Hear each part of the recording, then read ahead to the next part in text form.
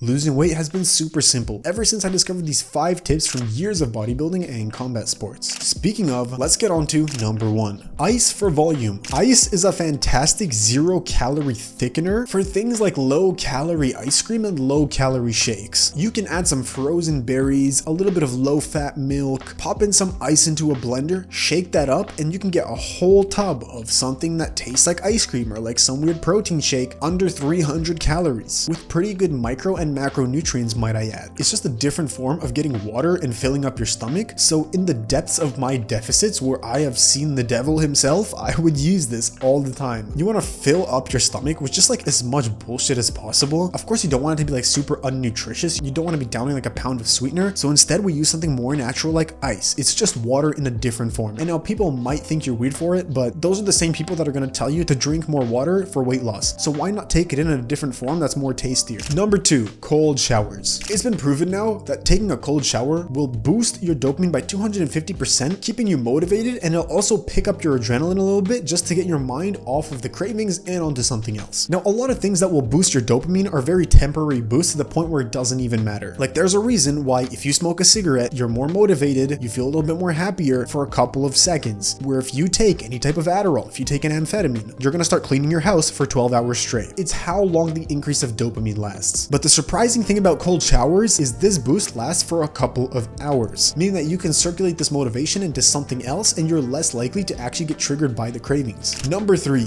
diet soda. Now, a lot of people will say just to drink diet soda, drink some sparkling water. We love our sparkling water on this channel. Let's get the mandatory sip.